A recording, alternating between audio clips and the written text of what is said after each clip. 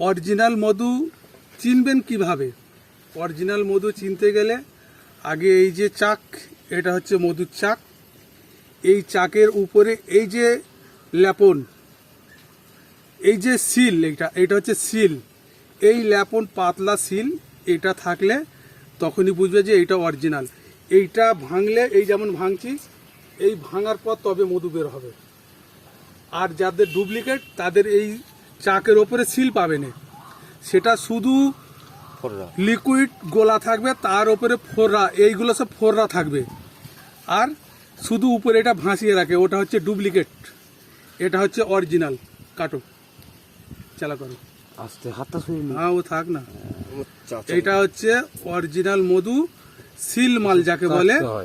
আর উল্টে দাও, উল্টে দাও। আর হচ্ছে এটা হচ্ছে অরিজিনাল জংলা মাছি। বিভিন্ন ফুল থেকে যে রস তোলে, সেই রস তুলে যে মধু তৈরি করে, সেই মধু হচ্ছে এইটা। আর হচ্ছে এটা চাষের মধু নয়, যেমন বিভিন্ন লোক চাষ করে। চাষের মধু হচ্ছে কি, সামনে মিষ্টির রস, তারপরে আপনার গুড়ের জল, এইসব বাতাসা জল, এইসব দিয়ে মাছির সামনে রাখে, ওরা ওইটা থেকে মধু বানায়। সে মধু আর এ মধু অনেক তফাৎ। এটা হচ্ছে অরিজিনাল প্রাকৃতিক ফুলের রস থেকে তৈরি মধু, একদম অরিজিনাল মধু এইটা।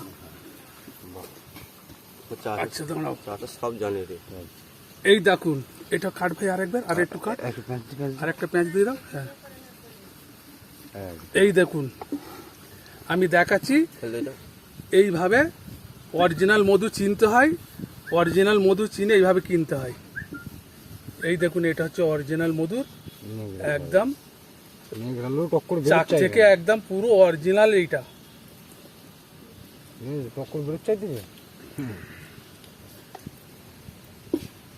এইভাবে অরিজিনাল মধু চিনে কিনবেন, না হলে ঠকে যাবেন।